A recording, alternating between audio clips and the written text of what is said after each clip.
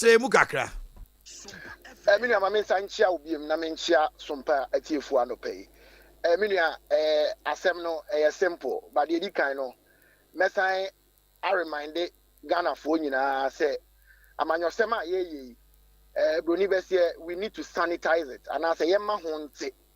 If you say, Sa Subaina, Asa Manyo Semuntino, na Yanka Bibi, and Fango Bufi, Yen Sheda, Asemo Bibekana, Yen Twistino, Yen Teneno. And I say, Yen Shedam Fana, Yen Anunsi Bonnet, said a bear in furtherance of a certain agenda. No, I think, say, and yes, my papa. A son, ya, Massia, who mentioned the word politics.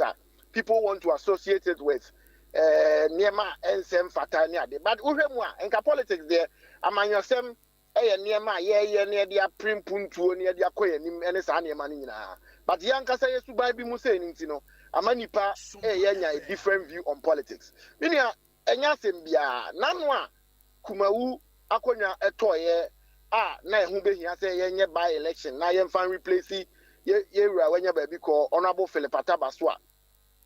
Political parties such as a campaign, if you say Akunyana to intino ja pre kakraba.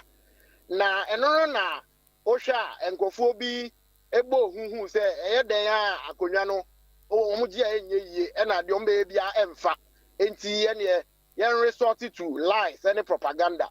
Enti asema enye bonia Dr. Matthew Poku Prempe 2020 campaign Oshia nipa bi mu ana oni omo kasa say 2020 because of na COVID restrictions e wo ntino say COVID restrictions no emma ye kwan emma ye nye mass rallies na say ye nyina ye mmoche nku ti say de bia ye no a ene ye invest what he calls retail campaign meaning oni me be ya adwan ye say ye campaign e wo akuakuo mu na ye rewre afie mu enti ye invest resources na e wo ho no ne fa nye retail campaign.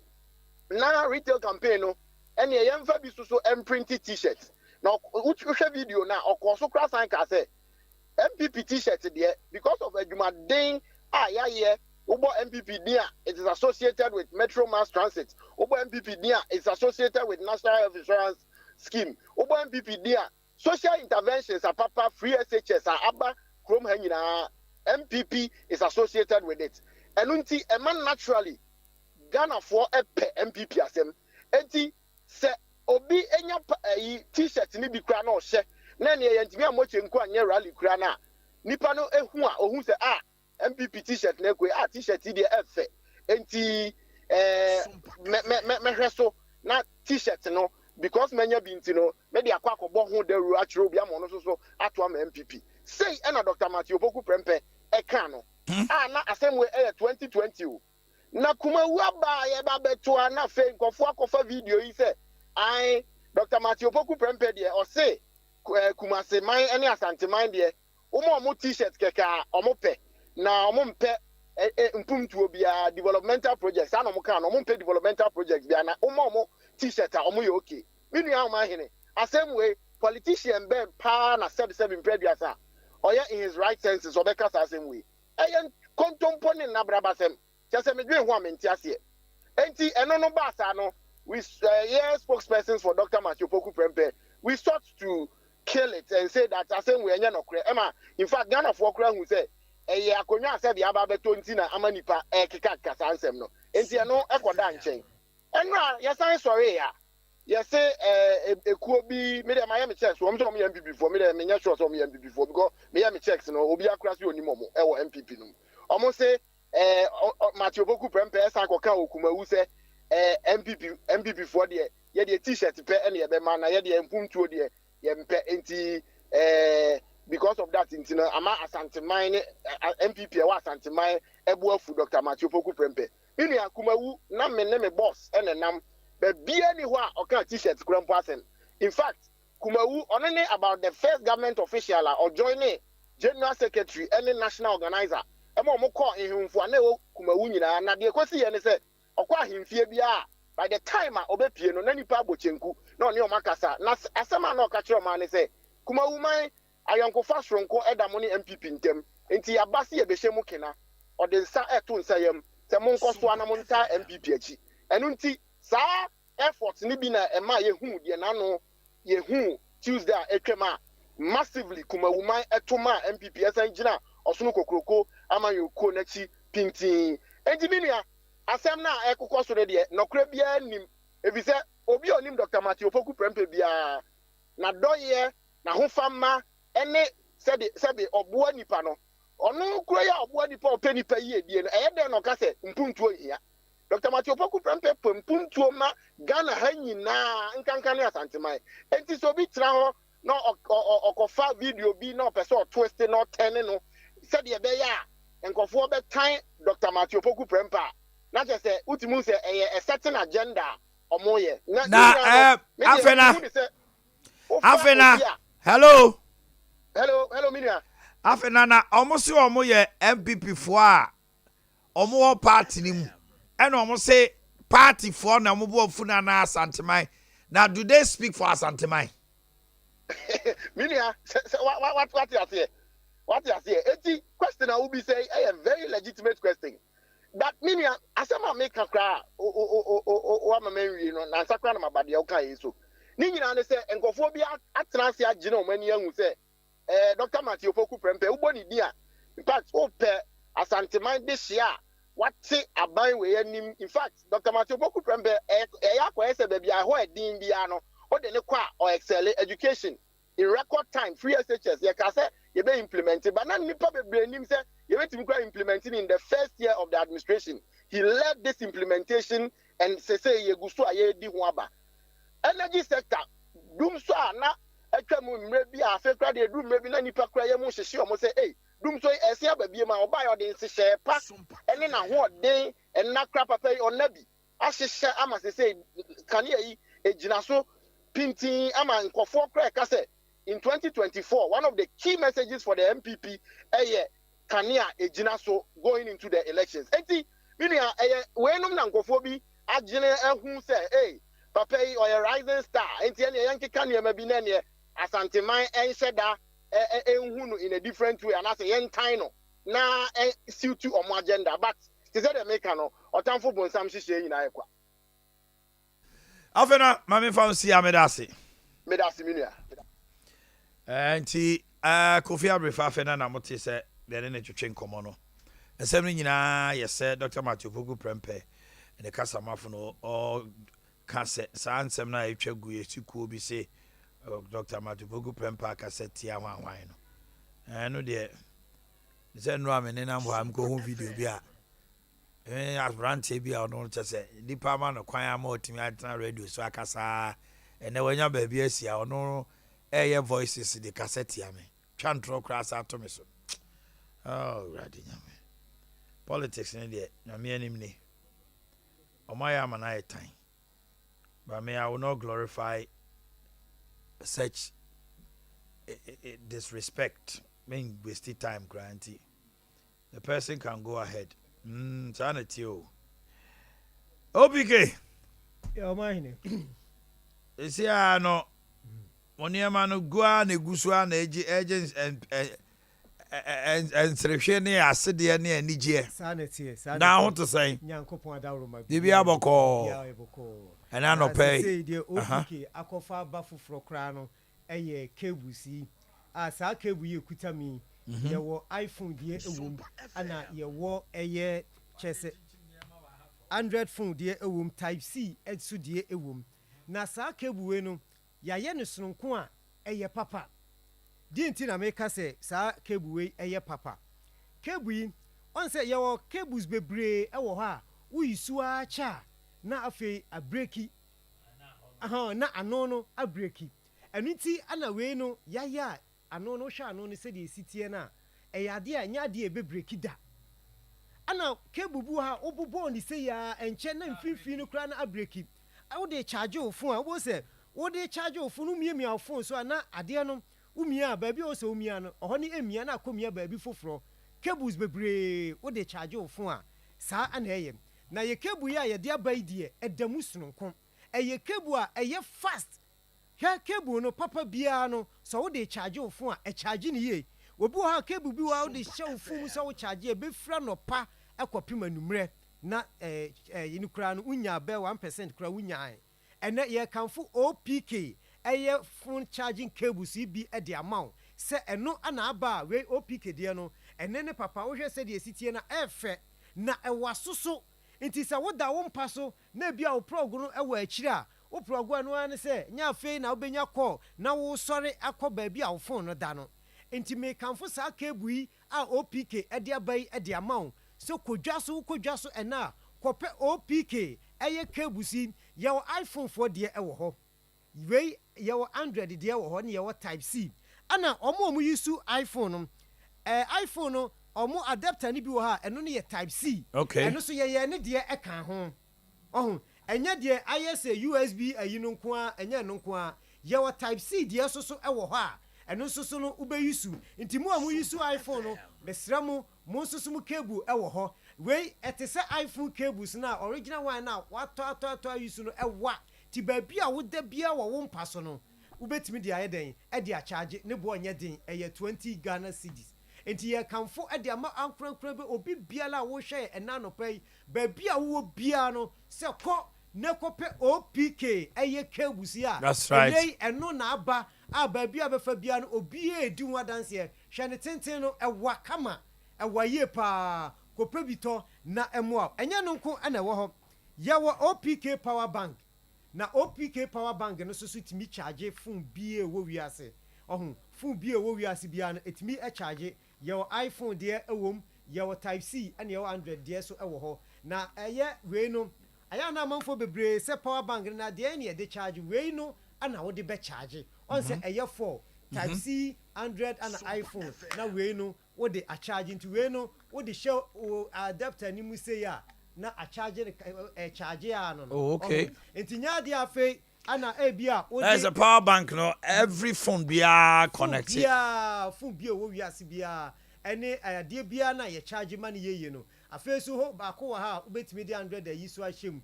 e wo ha sei na wo de ha so betimi a charge ana we susu be den etimi charge na OPK de 30,000 capacity ti na ho de no e wo soro se wo charge a na unya 100% na betimi a charge wo phone bebre e de amount we no 200 Ghana cedis 200 Ghana cedis mishro ba bia wo bia na wo hwe me se wo peye niema ibi atu aton ebia wo ni kumase ebia wo ni akra wo mefa nse sunyane anase takrade Cape Coast ba bia wo bia no obetimi a friend e wo 0242 52 69 99 0242 52 69 99 anase obetimi a friend 0542 32 13 14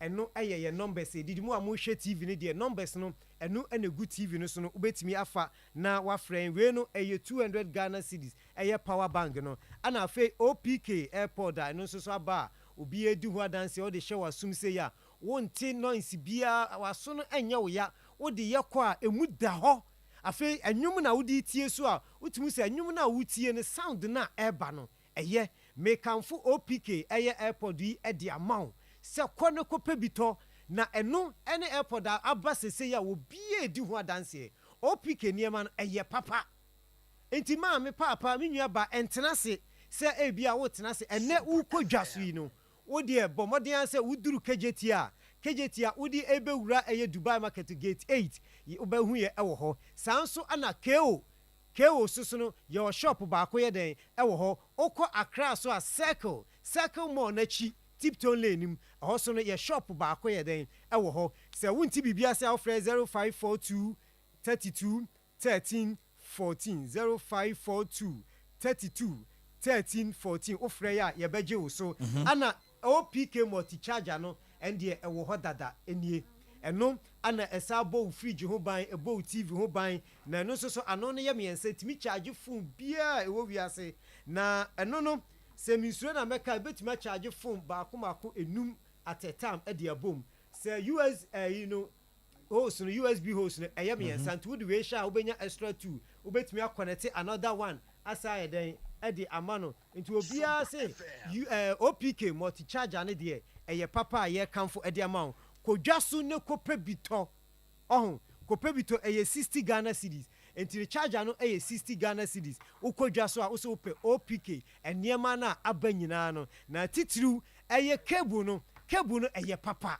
entena ho kope bi ene ne cable aba wo bie di ho adanse ye wonya cable bia ebe charge wo phone enye cable bia na wo so de ebi wo ha wo de charge wo phone kra na esa save phone no ka ho ba OPK de ne de ente saa enti enei edwa so ba bia ye ton phone ho niema bia no wo kwa wo so pe OPK niema ni bi ato Accra ye wo Tiptoe Lane second mall no na chi eho ana ye ho mesro wo frɛ yɛn mo am wo Accra no frɛ yɛn 0242 526999 Kumasi phone frɛ 0542 321314 0542 32 13 14 frɛ yɛsisiɛ na nkomo bia ɛwɔ ho bia no yɛn twetwenti OPK cable no ɛno anene yɛ ka ho asɛm ɛnkyɛ yɛ watch no so ɛyɛden ɛnam kwan so ɛba OPK watch woche sɛ watch no bɔwa ɛno so hu sɛ watch papa ɛba ti hwɛ anim sɛ de cable ɛne power bank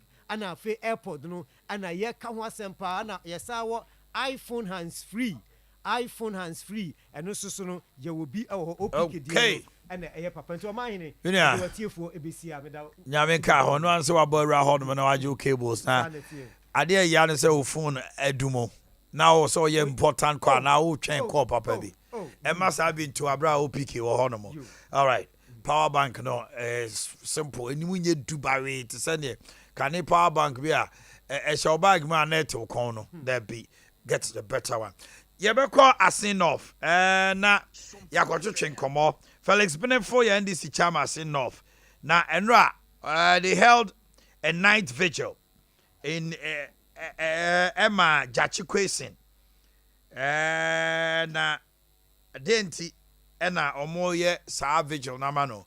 We are told the NDC wants to bring Jachikwesin back to the fore. Na omo be nomination or form. Ebi mo say a very dicey and dangerous for the man himself. Taking a president from the Musa Kande, we say there's a difference because the presidents are not the same. Adea Akye Abia Samre na okola so holding a passport the BBA na on denouncing allegiance or renouncing allegiance. And Jackie Kwesi they say okuta certificate BBA di adanse say ye the form to on of anti dia mu hwe ewo asin off. Domino a holding night vigil Emma Jackie Kwesi. Yomu kan nyina ne say wono ano mo pe no NPP for bo one bo NDC for us na kwa mama to aba ama omo. We wait to see.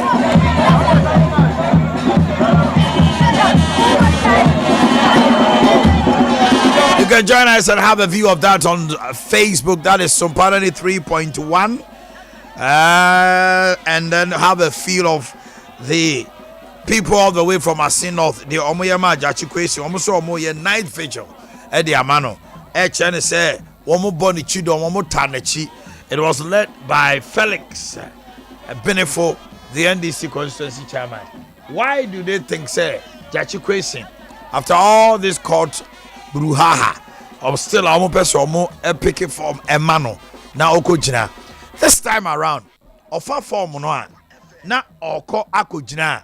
Ojina se Ghana ni or certificate I just say wa pow Canada abino emoye Ghana ni ntisi ano e fresh so of a former oni how bia say onye Ghana ni no eno de otumi fa name of the criminal charges na e wo dada no can that hold against him or not and I court no be aka say oh sisi are renounce there on moral suasion no wanyam from so ye vanche na na say day.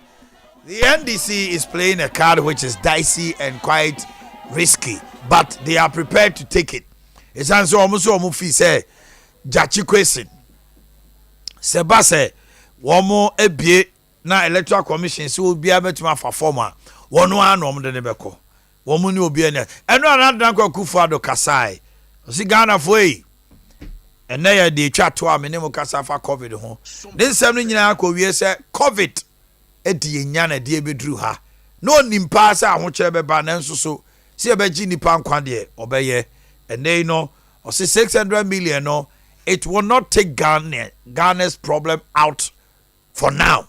Nenso emu betuma so nneema bi so ama nneema akose ne also siko. Divine Hope Herbal Center. Divine Hope Herbal Center for ne de otwea herbal powder abedwaso. Mesraw otwea herbal powder eyi wo sisimu haw nyina ma ne mema. Afei wombre wompemu a otwea mema emu aye den. Ama yade bia akotete ne oba bi koda wanhye rubber no etuma yi afiri ho. Afei won tinka e won paso ye oba ne be so mu a be ma na be so mu a na wa start super ekoso no e wo se utimi tinka na o yire so ani je enu nti ene ye de otwea herbal powder Divine Hope Herbal Center abba na ye nom ne sei paper no twa no sei wo nya wonsu ohie wo hwe agum wanumu a na wanom asa bo modern nya bia na niema enkoye emfamao Kolinak Mrom Ashton Misty Herbal Freddy Mens Sam and Co Tabia's Herbal Shop Adesha Market Fred 0591 565557 0591 565557 and WhatsApp line here 0551 228 281 0551 228 221 Lexter Ghana Limited Sunday noa they celebrated women and manu nya chede sonko ba Ghana have bia oni Lester jumako ni hia enya ne sanitary pad na ye World Menstrual Hygiene Day Lester Ghana for yedamwase mama ye mana hu siesie edimu na omode sanitary pads ahodo no nyinada heavy flow na no mu demonstration a ohini ni ye send you obesia bo wo pad nyina wo kire kama aya de misty extra long wings emma wo flow heavier enyi mfa ho ye wo normal flow ho no mo ene ye wo heavy flow ene ye wo light na wo be wie so a panty liner wo de be bo ho ban no anya infections ope sanitary pad papa dia edini ye Lexter ope washing powder papa ye yaza washing powder ya sanitary pads and I know na ultimate say we see niema we see niema color bia ni hono ma epa afei toothpaste no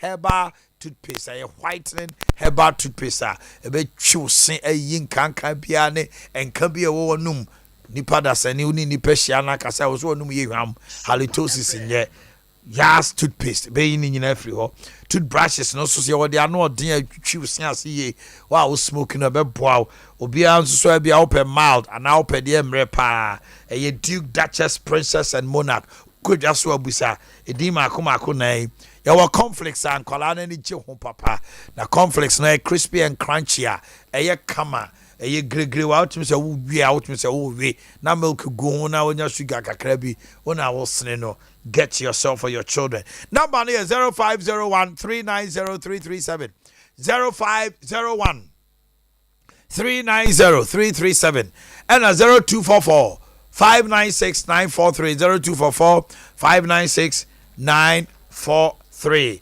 aperitivo non-alcoholic bitter aperitivo unya bibu ba fa uni pedua fruit so bepem na ase wontini mu nyina ba ohuru kama enu free hono mo a asaso amo ahoden sanse ahuru ntrim no ebema bema timi moja bedi afusane amotima bo adwuma ema appetite balance eba se udidi anena no fe no ebeti wanuma amotima titibia di aperitivo free Italy spices herbs and a fruit and the aye kojo die FA Masters Limited Obasanjo Road near Accra Girls Senior High School. Your number is 0245 734952 0245 734952 Kumasi Alba Sompa DC House first floor now Zubenya B Ato now Pendosopua 0246 270 221 0246 270 221 you serve chilled Trinity of Ag Limited Company. Are you a health worker who wants to travel to Canada or UK? You see, Canadian Health Review Program, no? Omo enje say nie. Afi, ye do ko Canada no a. Ye mema okwaya moa ya adwuma. Na mo ye do be ko school afantetie mu na 1 year no. Wo hunu se ne Canada Health Delivery Service TTN I do rema what my yawa adwato masalachi abreponche honomo a Samson and Kran Kaswa New Market Fidelity Bank building no first floor na Romania so horses here Europe na Romania no so person warehouse worker driver caterer cleaner construction work any tiler forklift operator carpenter plumber mechanic when nyina no Romania de no aba na kwa wakatua ye chapo eboa ye gye wo so amade atu kwan no so wo fom pa anopa pusu ahome na frɛ 0531 644 217 0531 644 217 and 0205 572 076 0205 572 076 Adwa Thomas Alaji Kumasia obehu yen Dimpa Natural Health Clinic Dimpa Natural Health din ne honam se also pa dia efo ni kire bia ko Dimpa ye won fidi e do be shem e de atoto to acheke bibia de ntina untumi na e de ntina oboya wo chewo e de ntina wo yamutu wo de ntina wo chiri bremo ha wo utipaye wo da wo na wani su nyina briw ena obu anuma no akoma wen nyina ye ulcer symptoms a wan hwe ya wo ba kono numno bi na wo kopie Dimpa Natural Health a ye de abefo eye herba ene abrochi herba ene akabo mu ye nyina wi a ya kire wo se weni wenti na ama wo ye na se ye ulcer o bebre na akọ ha wo di adanse omo na da omo didi enyam ye timi omo ada bia se wonya nebo refluxes are pains ne ade ye wo peptic gastric duodenal GERD acid reflux and H pylori we nyina ye ulcer no the din de nyina ekum nipa no H pylori acid ebekum bomodena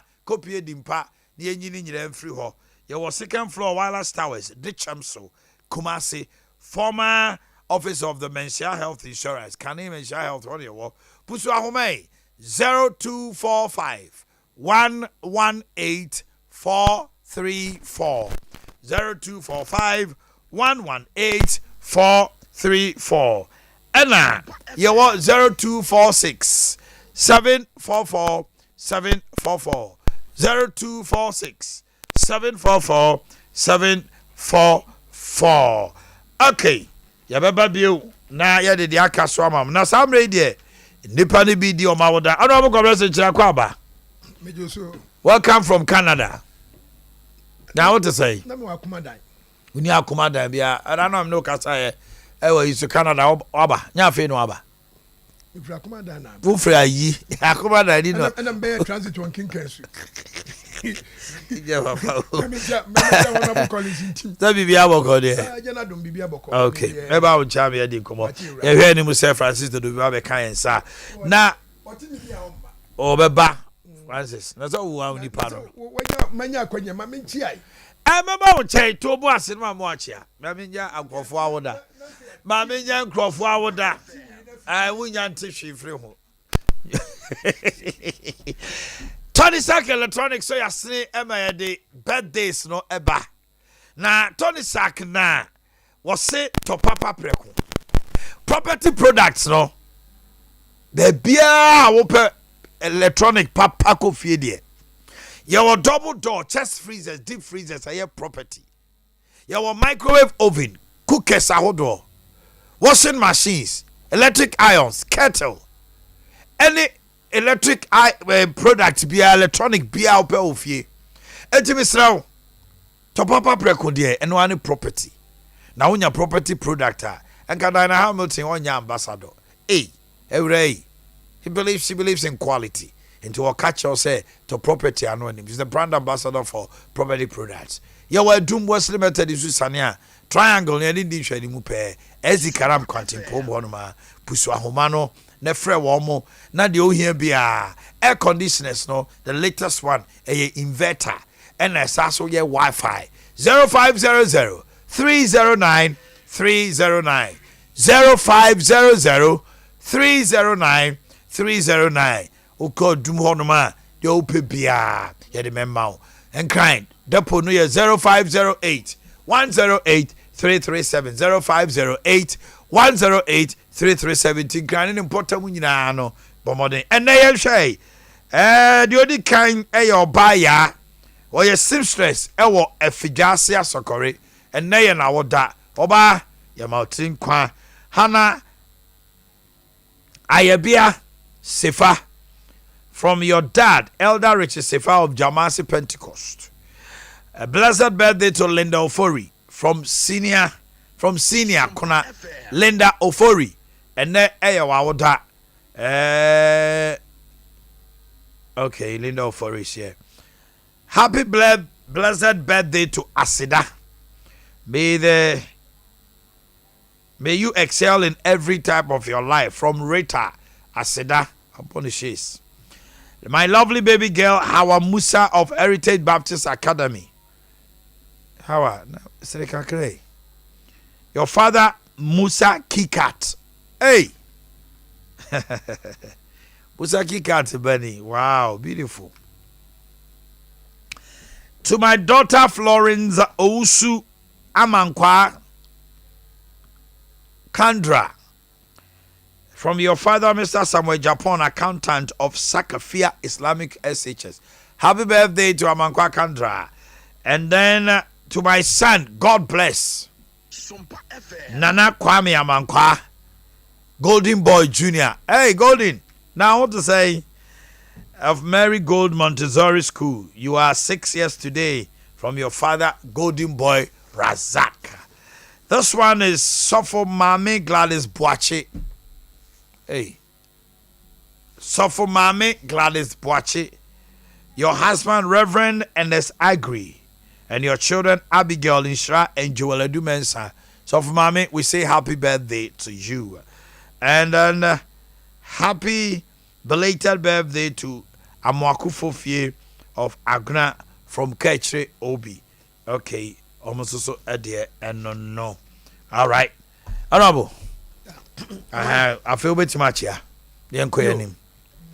Manya ba me nkwa na mti haidi na chese e wose me de asidama ye jana wo hosro na menchia masorofo mafio ho ye Church of Jesus Christ of Latter-day Saints mafio papa o my was much mafio me ba me frusro am yem sheme ade na ma hu posters nem say ade assembly ma ekoy o man so obe contest bia na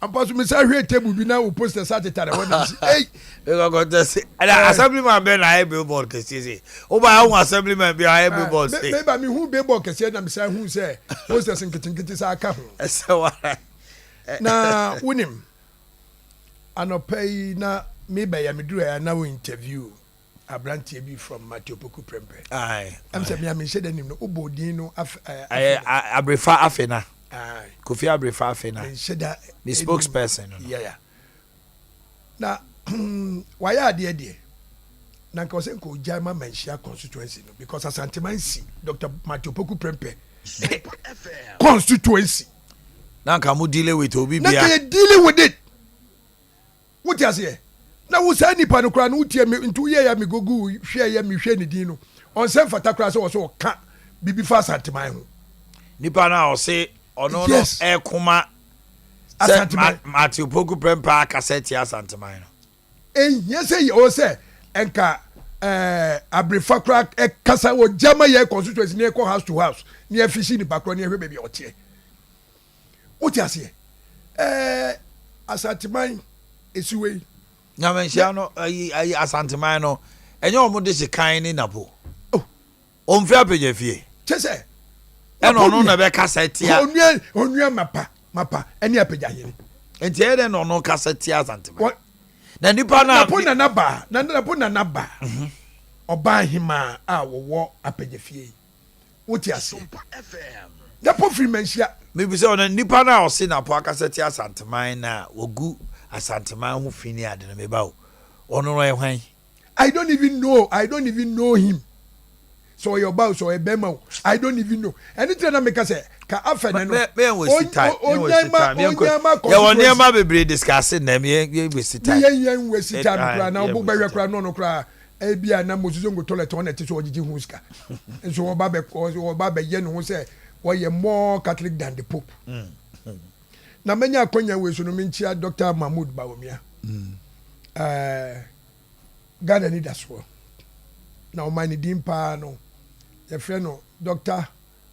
Bawua Ajimai Opambo Mahmoud Bawumia ye matu no mama na santidi oba ha ni mami wu ye a ye ba ya ye bede otumfo ase was key political asylum otumfo so grantee was opim so miura mami ntumi chekra na se me bo opim so dia was miura mini mami mini papa enti wadaruma fa me ka onko ano ho na me so minya wanim adom muko mu ba hobi nsɛmtwerɛfoɔ I think he already said that opim so se kan wɔsi ɛyɛ deɛ me ya ne sɛ o ma me antrance no anhwɛ deɛ ɔbɛyɛ ni daakye sɛ wo jase enti yɛ deɛ wo ho na kyikyiri kuro enti sɛ wo timi somsom pa hwɛ nkrɔfoɔ bebree mu tete abrokyire ne ade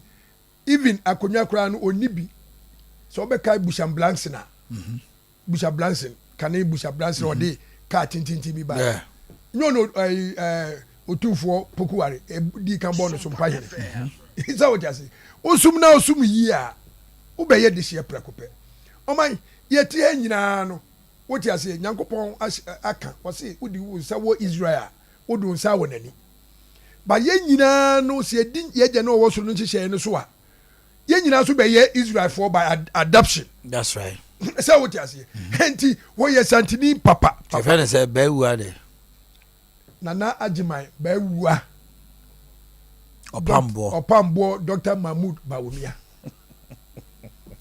Ajimai no ɔba bɛgye ɔman yɛ si hɔ na wonim deɛ ma wonya Ajimai ne sɛ emre bi duri na wohwɛ wali constituency na NDC fo ne kuram na ɔbɔ modia sɛ mi wani so ade ehunu sɛ daakye meduru pɛmpɛ so obi dia ɛne na atwa fata sɛ metimi deliver seat no ɛma MPP ampa wohwɛ Northern Region otimi gye seat no wali seat no sa gye enkono sa ka ho ma ne bɛyɛ du originally sɛ ko Northern Region yɛbiti NDC original Northern Region yɛbiti NDC by 1 seat sɛ wote aseɛ enti ɛyɛ challenge yɛ to ma obiara wopɛ sɛ wodi woyɛ MPP flag bearer ko constituency ne kokɔhwɛ sɛ MP wɔ hɔ no so ɛyɛ NDC ni dia ne member asma wo kan no asma me kan no because Alan Alimina Professor Alan Koyejo Martin free Alimina ofri bompata what you say every patasi every juso otimi to aba wo mensia north mensia south and Alan I stress on Elmina Alan to about Elmina it's in the constituency near day NDC ni professor and into more mamage John Mills say what kind of yeah but them are more free when a voter region one of the chairman can say Kwabrando for Enkoji Miba we all condemned it say it does that also kind of the same thing Kwabrando for that is the reason why he resigned because he dropped out only constituency yes Kwabrando for Kumawu and the Kumawu happens to be the seat of New Patriotic Party it's only constituency na Bompata no free no Alan free Bompata constituency na why there Ofri Bompata that is a Asante Achim South and seat na why there anya MPP before baby I was see what to but that is where you hail from baby also what to about na me ne wo ka say Alan bet me DMP wo mention of obetuma di MP o men. Ba to about Elmina. Exactly. And the seat no go and deliver the seat to MPP. And san wa ba be pray. Exactly. Wa what be da. Matibi. Uti bi we. Ebi na memti ya me san me bo amane. Because me buy ya na mbeti say yesi Mamudu Bawumia oni roots e wo party ni mu. Na no pay cause asema enchia we say we. Bawumia baby akofa free. Nchia no na akwa. Aba. Nchia no na akwa besi wale. Na sama me no o su bi nyaw na chia nkofo. Wodi me free, wodi me nam wale. Go buy ya bo wale asemo ha. Eba manum. Ena maka. Eti Oman ebechia opemso ne nchia New Patriotic Party fo nyina. Yo, wodi abai de. Dr. Mamudu Bawumia say omo be sesa ayi amasese ano. Na Oman Mr. School for nkwala nyina no. They are going to change you can't say textbooks are in a laptops are abai chichema teacher for bebre nya bi teacher for bebre bu afu. Why all these big promises on promising? But if you heard utie na would read in so year I was saying fanisa men dimasie chase was saying yes. Enra was he have been reliably informed by the education minister. So the word came from education minister at that particular. So he has been reliably informed. Yes. We will replace textbooks with laptops in SHS. Yes. This year. Yes, this year by the end of 2023. Okay. But on my own, way a full topic. It come my way 20 KTI na me bo headmaster na baswa. Oh, you better discuss way, but say KTI didn't come out. So if you want to pass the comment, no problem. My member headmaster no abaso. It's all say. Yes. You know, I've once been a board member at KTI. But now a normal being so I just left there. My name na me ba santimai. Na the American say inya sa headmasters we are. Ebema education you know. Ani yen kwala no asesa na apeja. Now sometimes you know the enemy penny say when the headmasters, those who leave the school kids within the school, no, when they are taking some stanza, then you immediately see say education sector no, they all came in. Now Omaba, you see them pleading on behalf of them Kwalano, which is very bad. She win him. Say yeah no. Say the headmaster ni teachers ni bi and no money adin no mu training in school ebia kaba now anye de be ye ni okay so what you say some ebinum awofo no bi wo ho a omo nsem fata say omo ya awofo. Do you believe say ntakoya na mehia nkwala bi asomo mo kan ni say kwasasem kwa no mu di wo kwan so asomo mo kan ni say ai ye de akufo adu na si enko ni firo de pe bi e be ye. Look at this. And I said, "Kwala baby was surgery." Yes, because and Kwala no more surgery no. You see a band so near was a wine. Also, was see. Na say, who are this idea who say, who investi wo banimu, na dachi, wababe twa, na brabo so ababe show, nuanuma, or more dia. At least. So money kono. Yes, on sorry, I'm matching 4 o'clock, I say, we could taxi. You have to wait. Say, Kwala no be prepare no. A day before Krasana, Adea Akye Abia. Sorry to Atari, to be prepare no Sunday night. Na Kwala who say ni when ni ewa ne ho. About time so on sorry no num and can say me ko ball ho. But you make sure say en Kwala no ebe ko school. Na me tie headmaster na was he edrumre bi. Awufo ni bi ba ye no. They were pleading. Say, yes, na asie no, headmaster mempene. Headmaster mempene. Ma won sheye bia enwe payo. I know very well, sir, you are not alone. And your board and no. Brief your board no properly. Let them understand the nature of and I say the benefit of the education. And then lo and behold. One, the vicinity now KTSC no is not even good for the school no. Me there enka ba ni me be ya adwene a enka yen relocate those senior high schools now. E wo aba within you know better relocate cars. Because African secondary school is just a stone throw. Mamma na come ba ho. Cars headmaster Yeminia. Reverend Father Century. You relocate here one ankasa pe. In a sense yeah. You relocate school na ebeboa because school no within the community. Omu pie koba no omu timi nya adwene bia ne bibia ekoso bia. Hwe wonim. Tama na KNUST. Ewo nwura mu no. Oman unse na sabe normal na ekoso basabasa yi. Na eni ho. Until say amanfo ayi Kote Deduakun any other areas in nyina starting say e develop no. And no and ama KNUST I am more popular. What you say? No man say wo ayi top 600 there. Say wo school na o Kisco. So it as a commercial school. Now would say there now o mobile ntakwa na ehuru omo. Kisco ye free samampom, Kisco ye free samampom. Now look at Kisco. Say Kisco na o ho a Mamichia Abibata. Me nua ba no. Enka say Kisco enka omo so o madani fitafo. Until we should have a plan and undergrounder. You better relocate some of the schools, you know. At least relocation of the schools, you know. Say yenya, say, Abia investor be no so say or use cars for some certain a year. Or did it be any project?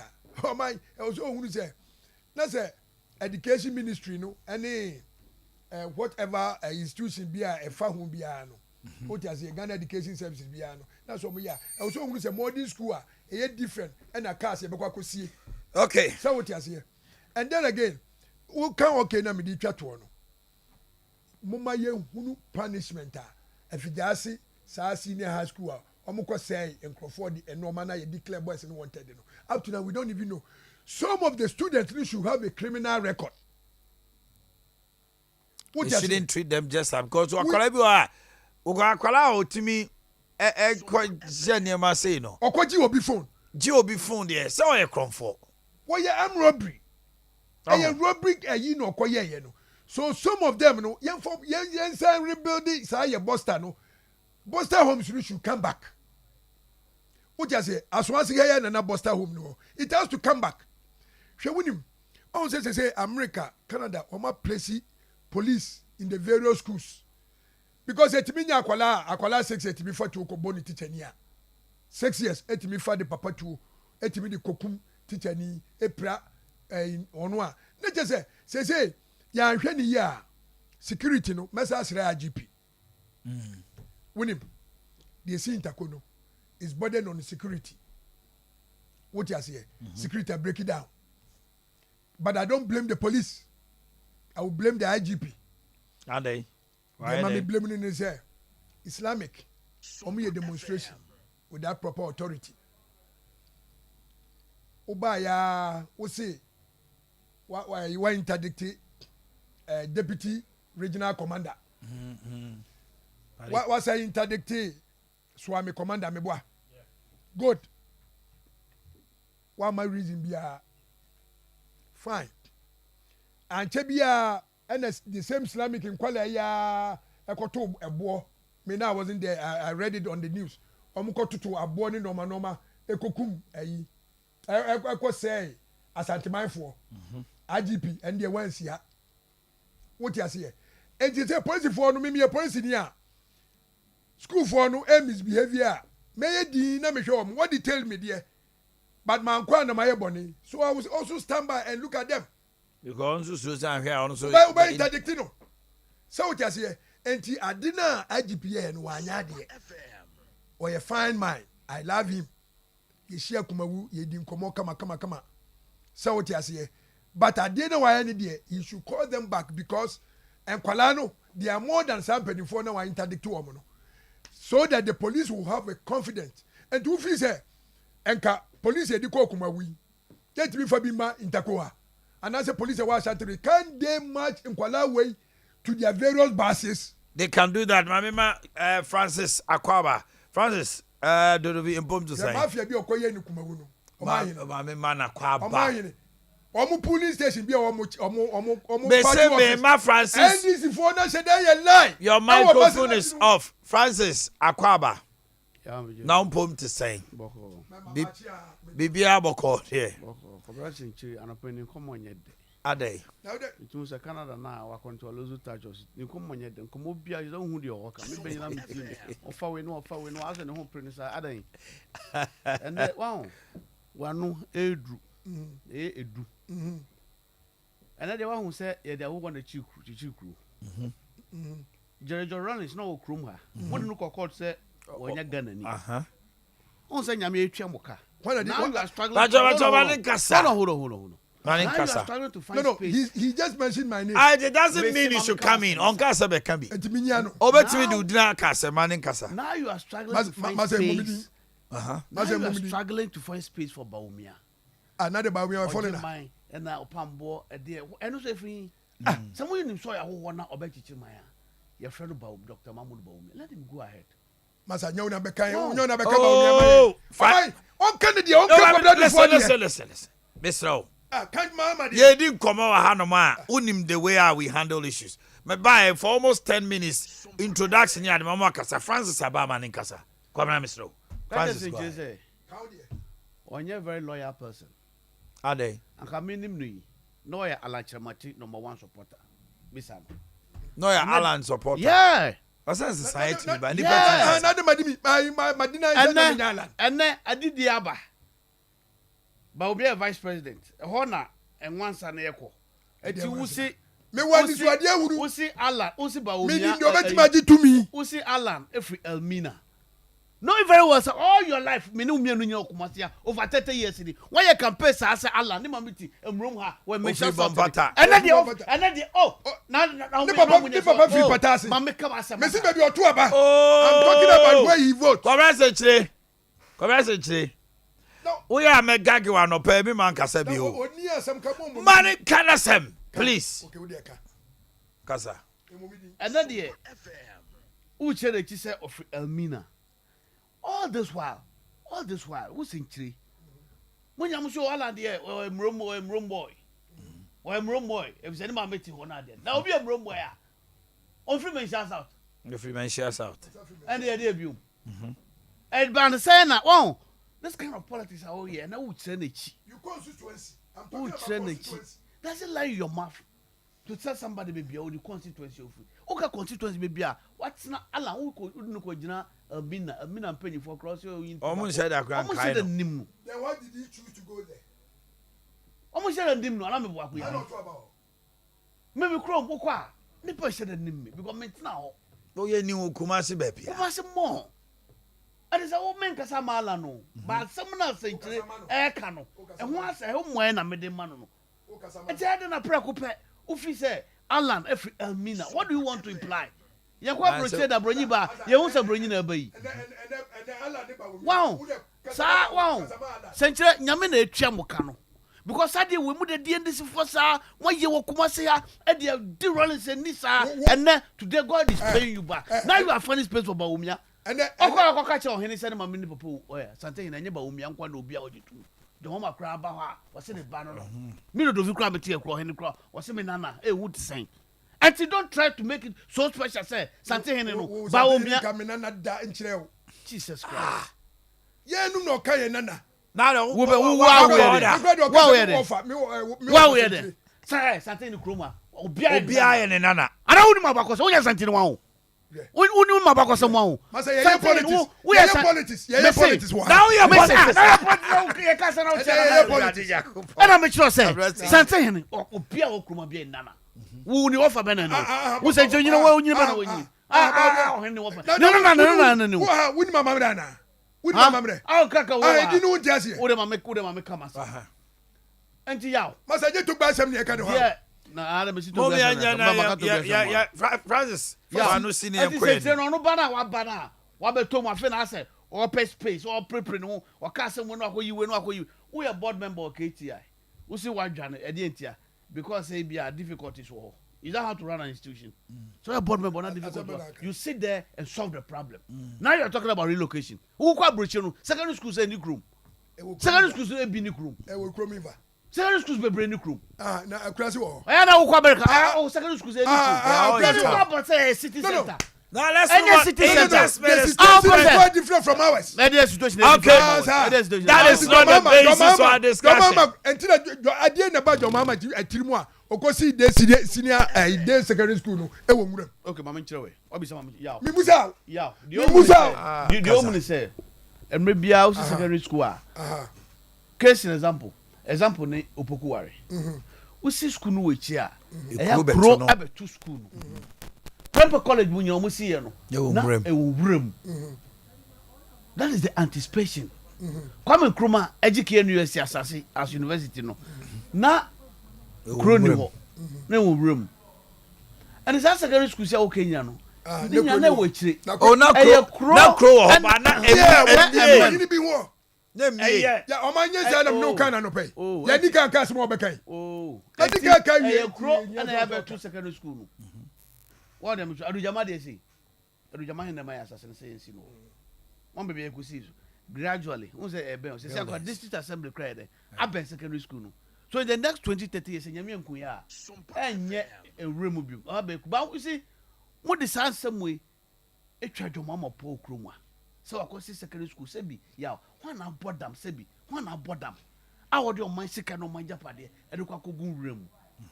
It is that we are building a nation. Let's discuss. Let me start, Francis. Let me start with you. And now we Nana Dedanko Akufo-Addo.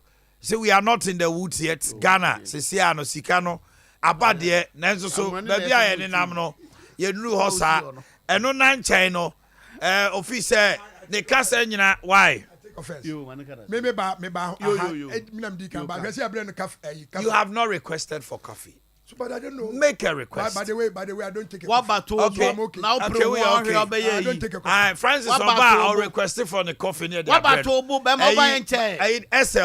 I SL Mills about I'll request it. Uba now request it. I don't Milo. Me okay. Come on, say Mama making canoe. Mama milk ni biscuit and canoe. Francis, President Ediana, what do you make of President Akufo-Addo's comments? Quick one, yeah? That's okay. It's kind of into also our problem. Which Korea, Montpellier, one of the news reporters say, oh, the IMF is coming to help the economy to blah, blah, blah, blah. And I have some fufuro. Yeah, me meaning nasu because it can't another buy we buy or my GD Okrumano. $600 million we enye hwe eno bi no master te e de so aso de makwa say no one trucks no ma so mo de ko mpeso mo witnesses no bo mo bo it will not come to naught e honyo kuma wu as enough now trucks be 20 no mo load nyam mo de ko we osi we why the operation director and I be beyond the century Francis don't anyway kwabena manikasa. Oh, yeah, I did Juma. So I was here about Grace Gift for grants to advert. I was here upon 9:30. Sports for about 10 a press conference on my fan live. Miss No. Not time can cry in your fan Casa. Casa. To see how you queen him. And tis out it now we are. Casa also can be. And Kumu knows I say, come on. You could rush in offer. I'm here and crab a good must make actual. Sanema now anyone where go message you won't make it is over 2 bottle and quite ginger Francis Yanko Yanko. Yeah. Oh,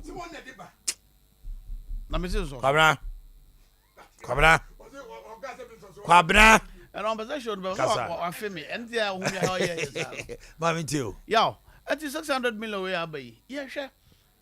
I believe say I'm a former monitor because almost 6 months piano. You have a more report.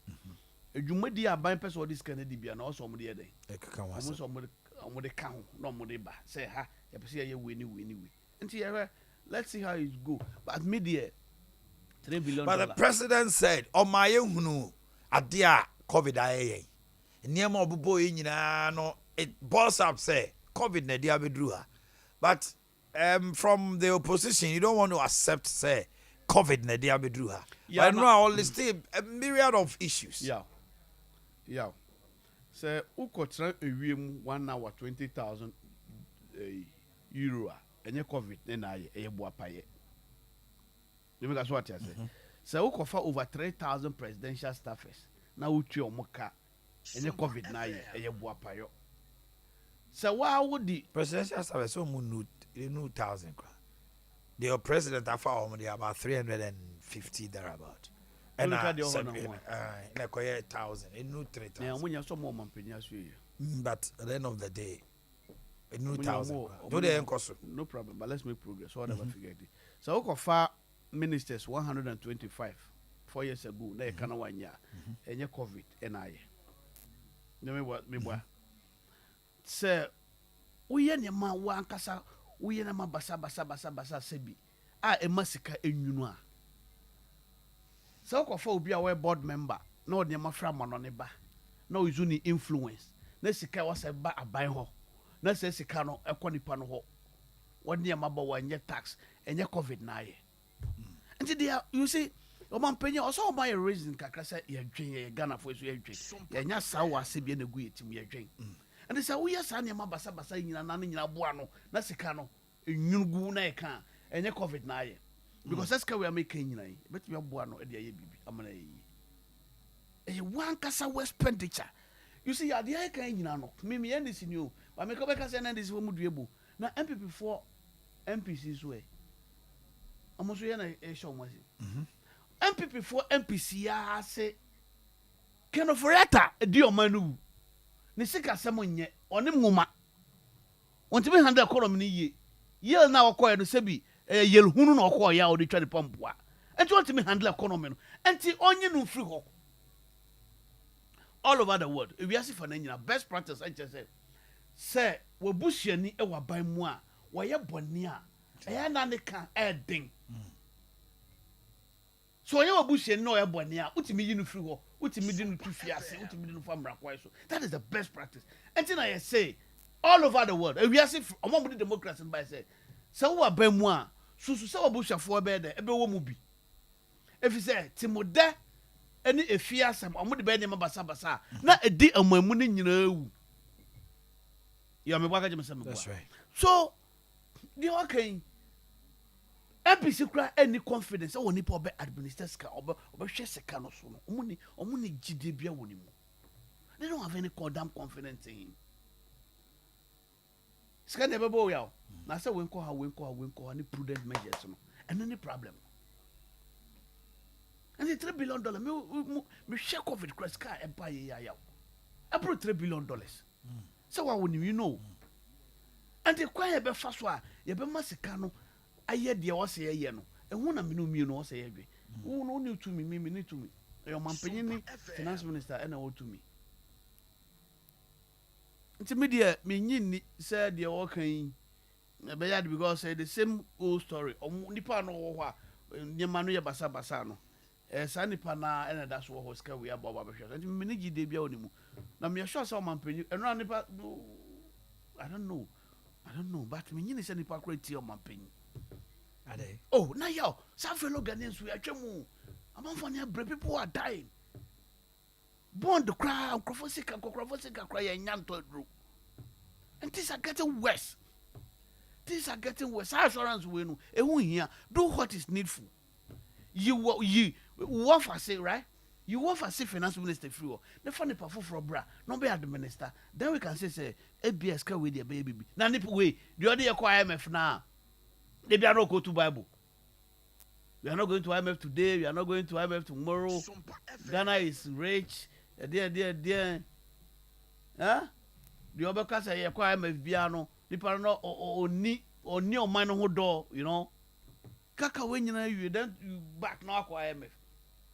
You see how the Chinese operate. Of course, say of China for more de sika cheno. What is all go to Bible? You don't hear that? The Chinese don't believe in that. They believe in self. Use the brain. Oh, China, Omukra so more Hindus. Go Hindu quotation be to mom. nkomo di sekan ena be chesi na free China ya wanti ne pa na o ye economy ni say no ono na say you ye ka esi boy ono say you gina no ya masa start you know yeah so omo yi finance minister fi wo do omo nyini ni and I want it until yaw ye de me by his much ado about 90s kana ba sa ba but me na me nyini say we na be say obi asabre bia ma me mra on chain nana do akasa say covid amani hunu ka ho but sikana ba na ye hunu say it will not take us out for now but it will give us space and cushion as say betimi akwa ma me too fra yeah my and credit the whole world covid aha or my bia this bia wa won pese obeka enokre over Canada by and chay covid ha Canada very very well very How? very well oh my say a Canada what you say say how do you call it bank bank taxes is about 4.7%. But you say 0.1. 0.1 Now, me the bafu must do be a better as they say, Obia a dime, no to $500. Obi base bill to $500. Now you are paying like 1.2. BBR triple. Unlike America, I are quite different, but America so and no my tutu. What you say? And the COVID need the whole world. Europe crowd a brutal. What you say? Me car insurance. She say me $450 for month. Because baby I me tie no me tie kurasi. But previously me tie 190 before COVID. Enti omo gigi amount for COVID in by 2020 no COVID the buy ye no many ade no ye me ma sika no man kwanko gibi undeserved ones no omo nya bi no omo san disca ni nyina back because the government have access to your bank account ya gigi sika ni nyina so what you say phone bills nyina ya tutum say me kona me koto pan no Ghana pan no $3.50 and sana masan tua tax account enti wo ade na say $3.50 a ubeduru no na be $3.90 so but they have been able to recover. I can tell you say most of the country are in recession including UK nyina they are in recession. Now the good thing about them now umutimi recover ni say system no eye adwuma. They know the number of people who pay taxes. Sompa FM. Me tamwa na NDC for edi womo ensemu nyina no egu setekpe so no. I've never said it. Man trend radio cram blemu setekpe da. So almost they say the same thing. Yempamu setekpe, yempamu way. I've never said it because unim economical was no. Yeah, na me problem no ye. One more. This time Ghana no doctors and professors na do so chain industry e Ghana. Ubenyo obi a mo be frɛ no. No so what can the radio e can be but you the person will not give you the fundamentals. But enipa na o ka no. Owie ya no sa kopre allowances. Sure, I think say me the government should find a very nice way. Yenyi all the military barracks in the nyina. They enjoy police force, soldier force, no that almost enjoy free accommodation. But at the end of the day, some of the teachers in the Quran, teachers quarters in the but when it comes to allowances, they don't even go there. They demand their allowances. And Ghana your Maya. Na many obedient komo. And I told the person, me say now no Ghana no politicians no was catching businessmen. Omanhene say politician yeska odikosie.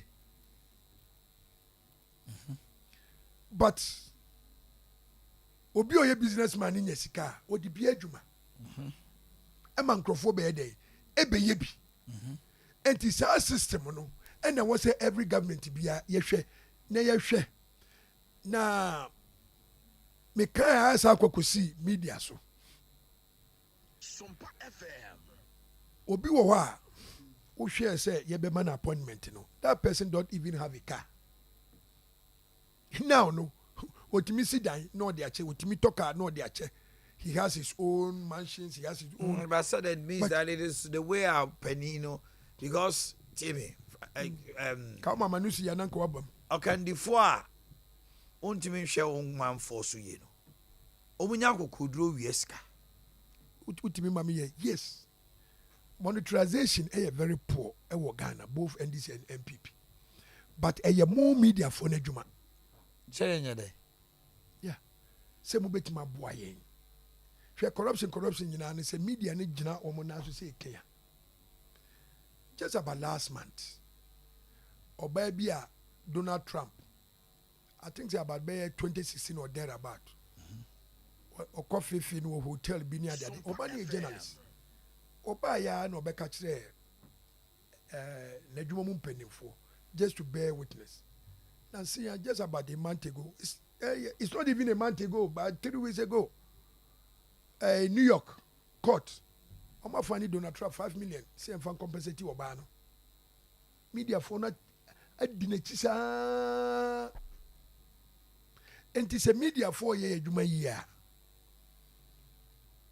enka ɔman no corruption no ɛbɛbrɛ ase kakra but one thing I've seen is Ghana wo yɛ genuine unwi aban sika nti no wo de kakra wo de yɛ adwuma no wo hwɛ ne yie no yɛsɛ wo nsa akyi yɛden yɛmpɛ wasɛm nka masɛm obisi kwabra se chese ma wo kasa bi ogisi yɛpɔ enti me deɛ at least was nipa yɛ adwuma wɔ sɛ ɔnyɛ sika deɛ but mom yɛnwene ɔman ne ho kakra ne yɛnhwɛ sɛ taxpayers no a wɔmwɔ within the government sector they are very few ɛnso yɛn nyinaa yɛkɔ asɔre yɛma nyamesuro mmra yɛ mu kakra yɛntuatoɔ hwɛ sɔfo bi wɔ hɔ a sɔfo bi wada ne politician mempɛ sɛ mebɔ ne din woyɛ every Sunday bia meyɛ aka sɛ oprichi a ɔka aban asɛm so one day na mehwɛ no wɔ YouTube na sɛ so when will this man tell his people na sɔre ma no sɛ followers ne sɛ anya bia mo a moyɛ aban adwuma nkɔ ha mo a monyɛ aban adwuma so mo nkɔ ha na yi aban adwuma ne for the flow because aban adwuma ne deɛ you can't get away from paying taxes tax source at source na mo a moyɛ mo adwuma no how do you account for it ɔman wonim sɛ sɛ yɛtua kɔnkɔnsa tax a ɛyɛ bɔne yeah it's just like ntutuo dudu kɔnkɔnsa tax sɛ kɔnkɔnsa tax yɛ wiawia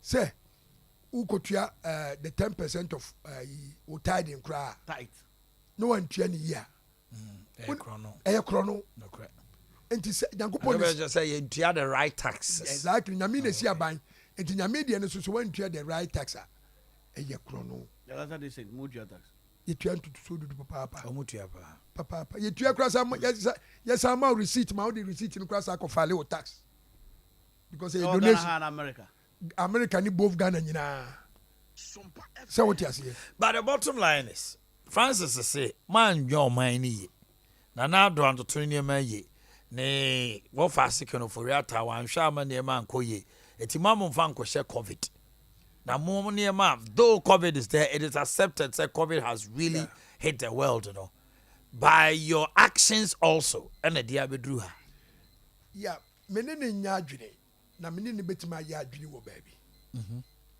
because wunim covid ne baayɛ no yɛ noma yi a it could have been easy so many institutions wɔ hɔ a ɔmo performance no was very very poor ɛna institutions no bebree so use COVID no as a bargaining chip. So use COVID no as a bargaining chip. So because during the COVID we were not in the normal times. But now akwala bi ye campaign 2020 elections ni ye campaign ni ye house to house akwala bi refie bi mu MPP ni akwala bi refie bi mu na me so me ni wo mo nenam refie mu ma me so pede wa campaign me to ba bia am say no aden was a COVID time we dey emu ni kusua ba ha wa ma me ka se me bi wo ka se wo se ye nka ho na na de obeka kire me say who be catching? What has that got to do with? We're not talking about individuals. We're talking about government machinery. We are talking about when you do it from the government machinery down to the individual to dispense whatever.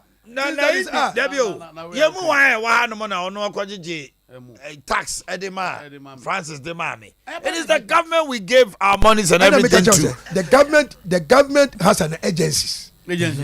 The agencies no na amo anase.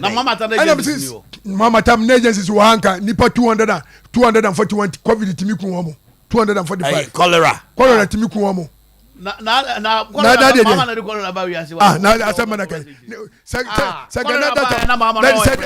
time na mama nya na say mama na ye president je nipa over 2 million a year oh masa cholera nipa 241 your mama time cholera buy na hospital cholera say we cholera kura no say we cholera say we cholera asema na kai oh say your mama kum nipa 245 awo la hospital your mama kwa kudi ni change the cholera yes akufado akoji sika yes IMF sika ba so because of security no better now see articulators 20 ko asin no me bow now let me ask you something I don't know enra isa menchio say see enra me kokobra gofo ono na ye reta oh kwabra na oh heat am heat no person obey so down because na do say enyi free how sesi ano yeda so wa ho kire mu yeah that is na fact. Ghana frontier say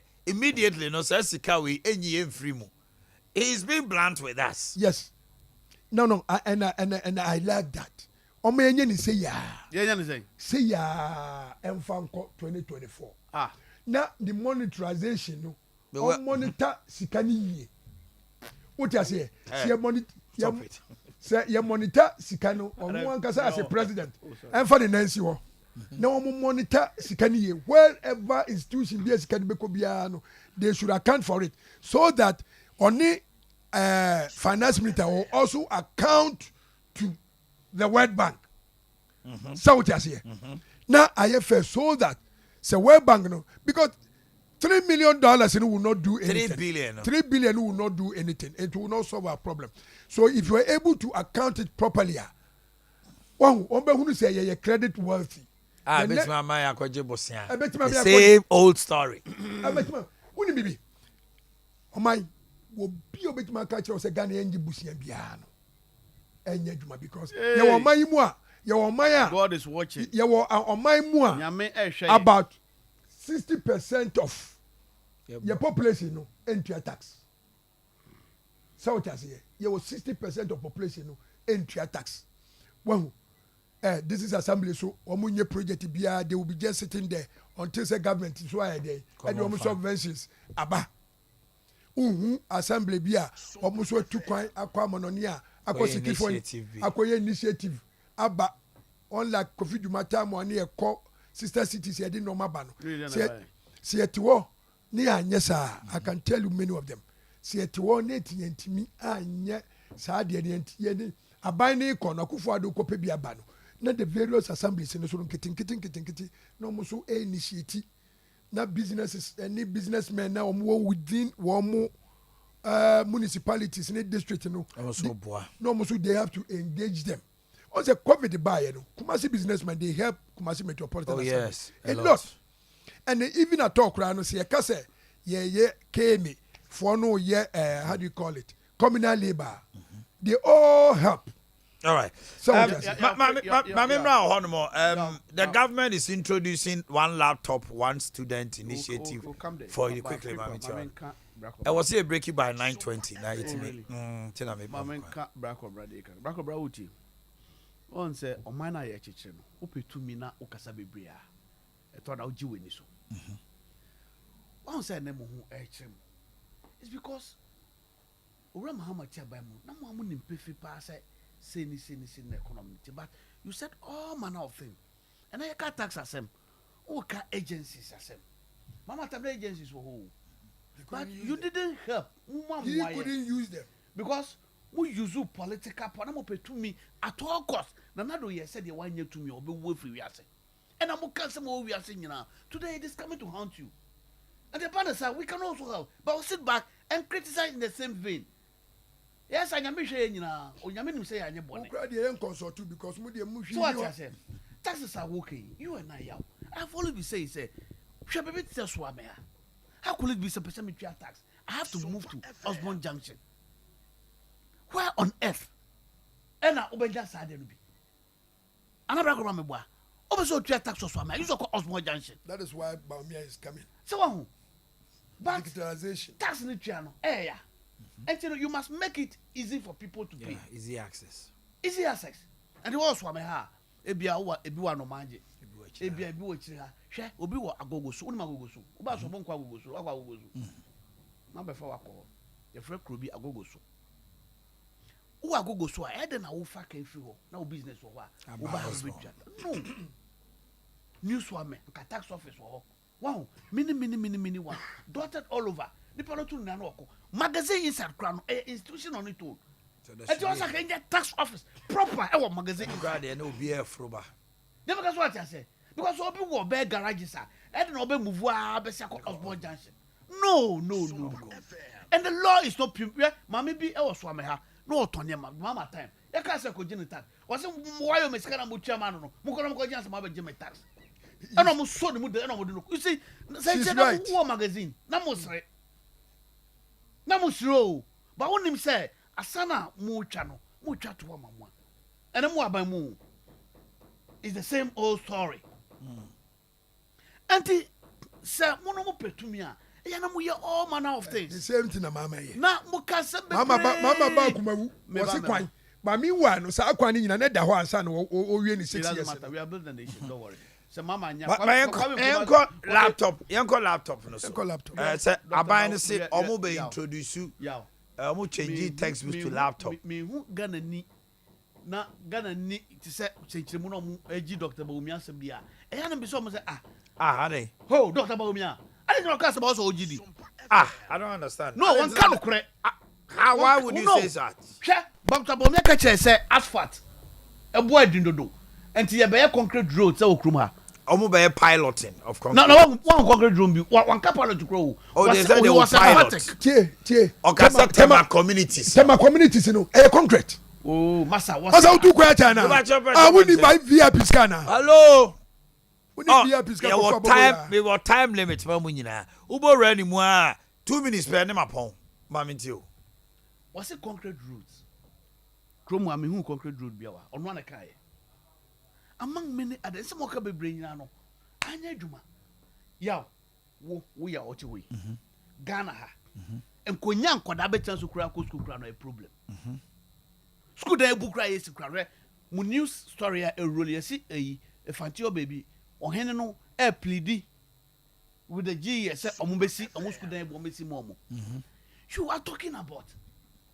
It's not that is skeptical about the promise. Massa. So when you're not got never catch you. I didn't know why you don't need Nagrat. They are basic one, quick fix. You're from quick fix. No man can kitty boy say ye for. We are now withdraw. Once that free SHS, and they can say, progressively free our Muji and Lucy Bonnie. Today you see is coming to hunters. A seminar World Bank account. I said they should be review. You can review. Almost yeah, the one must all be cancel free SHS. Omukwano muko Harvard near Mosford, and Omukwano mucho brofu. Say review, air cancellation. And at the IMF, they are buying their so much year too. Yow, and to Dr. Baumia, Saint Chere, who cram into so Ben to make a section, I don't know. We go glad you one for us a munyasem. because who can't in a caucus for no. Who for some copy space? I've been a walk. Do for some space. Uti, who catch and say, Nikasa no air dorsal. It should be more action, less talk. No, but this is coming from also he's been reliably informed by the Ministry of Education. Say this year they are changing laptops. They are putting the textbooks into software into laptops for teaching and easy learning. Yeah. Is it not possible? Yeah, process with free laptop President Mills started Okroma. I don't know muka found. Free laptops that President Mills did buy na idea. Or Mahama Baba Twaso. It was just to help teachers, no. But that's different from this one. They do a difference, Benny. So this time around, the textbooks Will be on the laptop. Now, create software now. No, but even yeah, I'm telling you, say Ghana ha. So okay, a laptop. Now we a teacher ni. Now ukomwa. But me anya. Oh yes, So it's eventually the same thing. Now, why is it that I find it difficult to trust the word? I find it difficult to trust him because what can him be brea anymore? Why shabo be brea woni so? Osha GES. Ni na grade 4. Omo problem. Omo wo. Would also sorry preoccupy we say laptop. You see, when you say those things and do those things. Now when we vice president crown say GES for no and I say a minister no ba sit him down and asking critical questions. So what you make Pierre Abeka same way. What's that a for? What's in grant for say they are skeptical. Skeptical say as you na some you be na omo chira na yo omo na me do me kan na wo sine. Omo kra am teacher for. Omo say yo omo na. Yeah, you see, and you have problem. Our problem this laptop school as no. And then laptop as we never be solve. Dia teacher absenteeism high. E wo Ghana. And they affect school koda. And these are critical issues we must look at. Teacher for omo post omo kurakitu omo nko na de adenya no. These are incentives. I was say these are critical issues. Because baby kra no, school dan no kra no, eyi ni ho, light ni ho. Makango area ho na de adenya ukọ northeast echire ho. Light kra ni ho. And these are little classrooms no ewo ho no. Light kra yentwi enkomu wieye. And these are critical issues that we must talk about. Now the laptop my teacher no kona say light in school na enu duma na okona say duma obey ne. And ready there. Ye nya nu ho, won to the bo. Only the education minister mo ka chomo so o mo to obobo. Na man so we make a ukra man so adobia area okra. Ukowa teachers are complaining. Incentive for the teacher for my material. Could imagine say join it for your documentary. Young girl no kwa no community watch from lower primary to upper primary ade. Phone kwa oni a service kwa onya bi. Also when service you so move to the next town. That's why I call. And these are little things. I was here. Who say na what can be a teacher ni bi. Oche IT. Oche IT no ma de oye. O de abuba. I do me mouse ni sa ni. O de abuba na ye mouse. Yaw. Na who ka we who can we. Laptop na teacher no be you kwa wonyae. Who ka say the laptop mom the replace textbook. We ni say. Okay, mama bra won che. Unim. Yam for politics in tunche. Ni kan reality. Especially tamwa enkwala no, kwala nine bi ekowu no.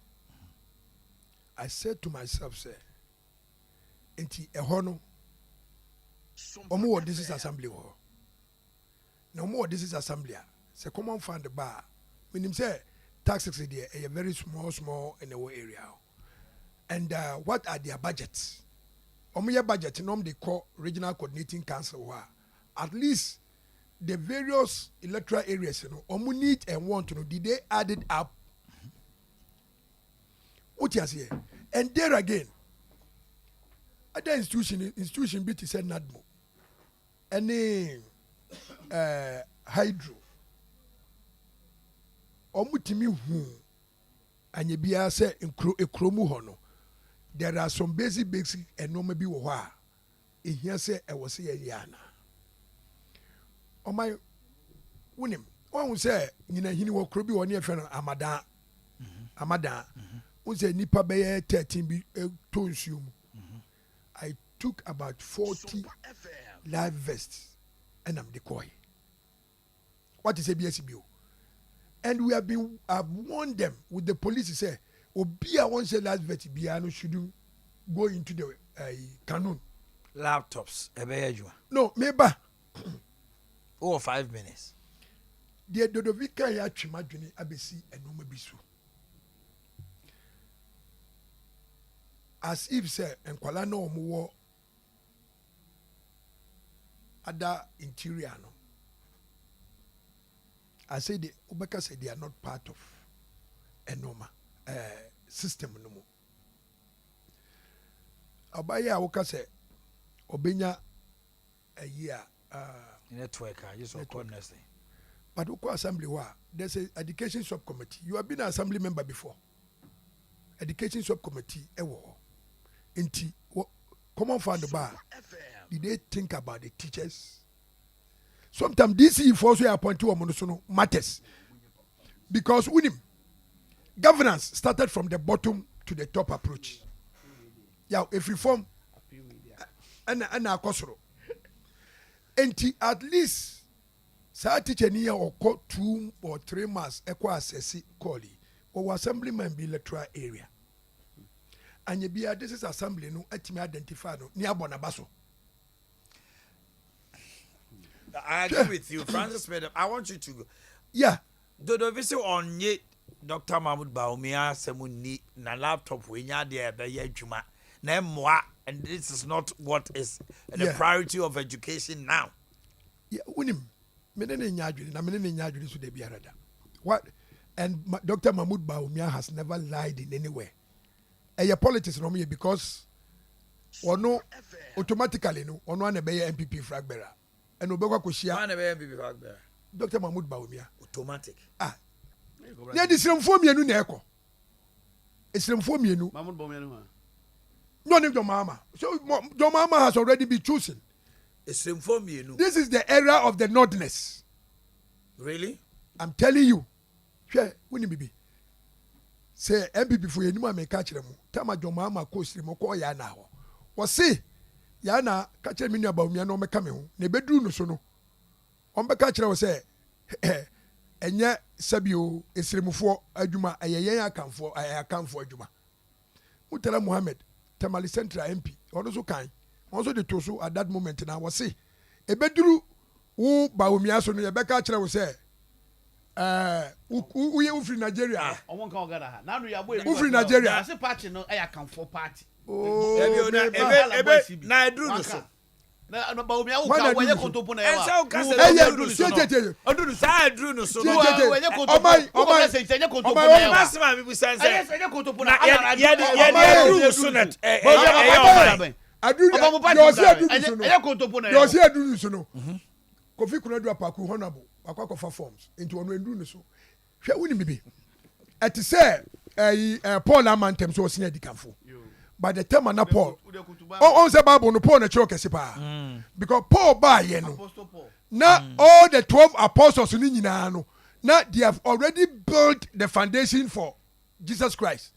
And the time of Paul be gina foundation papa na the 12 apostles now are building no. Paul so muano he was able to sacrifice and send all the messages across. And the MPP we have the foundation. Our people have built already. Our forefathers have built the foundation. And Dr. Mahmoud Bawumia is like a Paul. Or be sacrifice for 2 million. Not what not you. All the vice presidents are Ghana no. What you say? What performance will be that is the reason why we are earning say oni John Mahama emra no mun compare na say John Mahama betima ka chen say we need president da what does asema na kena Adea governor Bawumia ni size John Mahama John Mahama na achievement ni dey Bawumia ni size John Mahama achievement ni dey John Mahama achievement ni say John Mahama achievement ni say wasi marina ni na na ka do pay na say yakoti ya Bawumia no way John Mahama Bawumia ni size John Mahama e governance oh jai Bawumia ni size John Mahama economics be no John Mahama na heading economy no too oh single day where already where then why Masa, okay. economic management Abusiafo. ama yenya single digit two policy ya. And the two documents. Na mra so The supernodina. We are going to see the supernodina. That is Dr. Mahmoud Fatima Bawumia. Doctor Bafo Ewa Mahmoud Bawumia. Who is the supernodina? Na yɛne grace gift adwetwe nkɔmmɔ ya yɛntie grace gift nsɛmpa a ɔma yɛ anɔpɛ maybe me a demonstration bi and I'm focus me su aduro on some day a broadway enya ne funu ema ebusuafo ye ne due ye ne stem ema efunu no ebusuafo timi ne din ko obeka ya that is about 10 years ago and then me gusu ameye na sabren menya mrancha amanfo ase eni ti amanfo the same din kakra e ka say yes eno na omo de ka say me so aduro me so bosom ena amanfo so say ahemfo nom na nanom mpanyimfo presidency ministers omanmu mpanyimfo nyata dota disboard wachi eti anomu ni say bia me so bibi hye ebroda me so di nya ne funu na ama abusuafo ne din komo no ene bibia wo grace gift yanchi ato ayeto nyane say aprenya bring na yesua de na mekasa nimsi a medical doctors na domedo to mutie me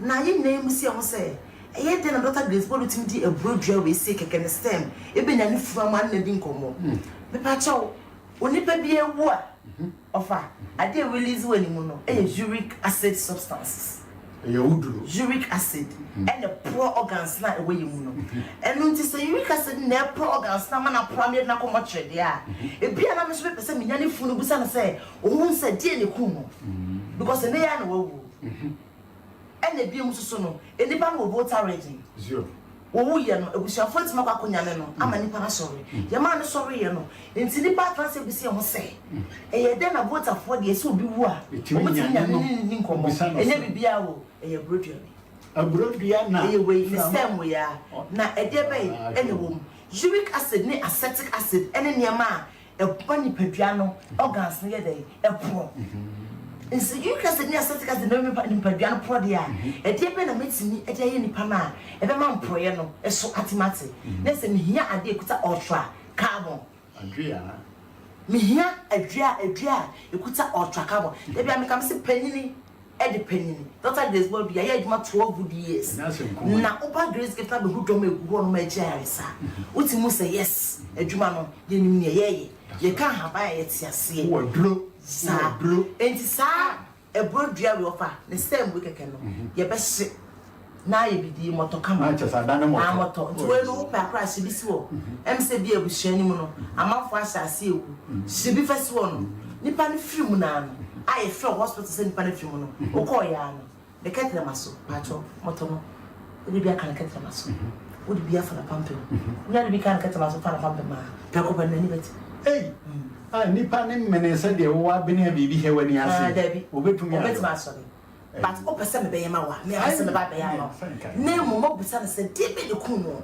obeka ni na akire mo but sa me na ye too late wo ye de wo pese wu na mo enie me ma na ye oproye no ma kire wo de wo it's a broadway and ye dey sa ade e so be wo say broadway so keke no wa fa say ade bia keke eni se maka say onyankopon ade bia wo ye bia wo reason onyankopon nim say onipa e say enjoy life post so say onyankopon bo wias na light ni wo na e ye de onyankopon hu say anomai bedroom me bia ko ja life post so it wo ye name the rubber fa wo say de be ya ojira so a em shocking no enne manyame ya nwanwani because nenesi ye nim say civilization ono nyankopon wonim dada na wonim say ebesi na bi esipe that's right of Bible meka assembly kira wo say woni pepe odwere ni pepe ho adwembone no owuja de odwere no say Dr. Grace Body mi gira he obi ti ho odwere Dr. Grace Body ho adwembone edwere ho Dr. Grace Body de yanka awo koboson ho Dr. Grace Body wo akopo ase akwaje aduraba so etiefo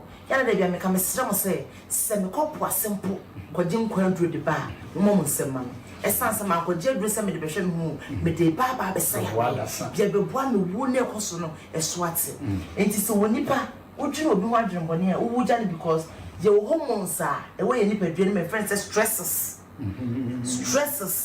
say at the moment I over just send Panama Boneno. Oh, Nampana was just send Pana, oh, yum to me so. That's how almost a release. And it's a lot of this, but now what you want to say, Dr. This what I had 12 years. I was like a Sammy Grace gift today. Kaya by the second call from Bakra. Let's go from the Dominic. It was a stress no, as I say release. But once a word, Dr. Grace body. I'm it's Miss Low. One more, judge on Boneno, or more careful. Near Cassia Bay Century, and many sir. As I suffer my back, the Dominic Gumet on Passam Show, a door, your common and a yannick say, you be just Nelson Pessia Shadia can my back. My banner should be a number. No, but and near my dear, the Star Barry, what's in your shady, so much net. So let's net. Very good. Mammy, I want more see a can was him. Share a neck, yet to walk many padia no more. A tongue, a journey many pa, no a job body. Dr. Grace Board Munko YouTube na watching a previous video say you can one once and say you could have chlorophyll, you could have folic acid. Sanyama we were home ma so what the aduane gumwa me pacho a boni pa me my very fertile. And we say na ye boni wo ma yi mu no. Me so aboa mpe rubber Onyankopon rubber na ye didi mu no. Medical Canada say amoa empe rubber nyame amo rubber ma ye. Enka ye nema ho. Me se niema bia woni pa ye be yisu no onyame oboma ye. Nemu rubber no wo de ma akokọ nyedey onwe bato wo de ma aponti a aponti onwe wo de rubber to nsuo ma nsuo no emmem nkwa ase wo ye ne dey nsuo no be dey ebetani nenti ye busa se edi benti na nipa ye de rubber chichi kokodi amo ano edi benti na nipa ye de rubber extra wacha amodi amodi je no mai wo cerebral na wonya nsan Dr. Desert maba na ba no mesram population na ese ebeti so ya na yeme ya fa se ka meto kon ya fa to mesi so na nsu ye nuane ene ye ba be se no mesro sa rubber no makasa wodi mu 10 years a obenya cancer okran sa disposable bowls no wodi mu 10 years a obenya cancer oba be certify ato rubber bowl ina di ni kradua ne di gum e ma no mesram maba me ba sa me beje nkwa ya na da bia ma 14 cancer Dr. Grace Board kasa on kasa bra na mo tufo Grace gift back in Kunya mo shy bibia wo de share tontia ye won paying for support Grace gift back in enti e was so I resa o de ba ne de boa ma hu say wo bio wo ni bio betontia essence ye was so ho beto ye ni wo say bibi ne ye pe na for fa awon mo no so we mu my ade kakra guso me san tiam no mo me be say beti when 8 minutes anya na so mo also might see and very good me show ade ba kwa mo say enye be ye nya shi so che so be ya won na che na ye so me na che so me na che of am enka se be ye din e ma tie for e ka hye we nya boso mo nya hye ye woni ma ye na no mu yisu hwe to mi wo wiase ya che etie for mo hu bibi se obi kura na musuo ho ana obi na mdua ho na sa wo ye no bone na wo du dua bi mu na so ka asem a edua ndim ka sema je asem mafa hu se Nyankopon nuaba na ano wa mo o de nanu asem ne frɛ ne bae Dr. Grace Board di ama abrofo etweme Ghana fo tweme epenfo tweme ahemfo tweme no eye twumi a mabrɛ me ho ase e di ama no se wo beti duaba ama na ye adwuma ne nyina fi Nyankopon mu asem na mesese se wo de ni die eni bu me Nyankopon a o ma kwan pa e mo tim dubra e ye adwuma ye hwa ade ba ko ase ye hwa ade bi se wo de hie bi twahwe prekope ana wo de hie bi na stroke prekope a e bra haban ya mpacho bebre sa e bra haban no ofa fa boni ba ko na poso wo wi abompa ye pacho wo wi a precise anasa paso fechicha na wo chicha e pe no nipa kron obesori na ye chance musa say ebra haban no e tie ba je pa na wo munti a ama nipa sorry me bi be demonstration kakra na ma chere of ade kakra of abra haban so me hwa ade ene mani abre na Ghana maba no maba me so obi a pese me hwa obi a no enche brand because enche bia me sent kwan because say no me hwa abrofo kakra na be Ghana fo kakra na so doctor say wo ma chi o mu di djuma no o mu so e di djuma papa. Okay. Njo fa so bebeti. So bebeti. On sa ati camera. Brain ati. Pa the boni pa hu. But Dr. Grace Board say, "Uhime o hia me a bon se me kire wade." I for fa so ade we mu. Yen hwa ade. Ne bra kro no. Som patwe som na twe entwe ofa me ya akra new age enyepe na niam ma hu no wiase no begiri se wonya hu ha na yem sesebra ba de be ne wom ekuta divine phyto ingredients and the woman ama what the chichuri pana e many pana nyede enwu no sorry so we got grace give am yes ade we a obi hu ose e boso mo yehwe etiefo kasa bebre yesi ento ba ha kasa tenten ento ba ha na the doctor this would make an say doctor this would appreni am shiade appreni na no shiade ko yenim na doctor this would makobe me ho aba bi a makobe me ho aba na nye say makobe me ho say me bekumi pa makobe me ho say de beje nkwa yakobe ye ho say see the 3 days and the show nipa stroke a ye the 1 day be she am nipa na hu say edro beje wa e ya alema Come be able mix 25G as a papa, say a valid tip.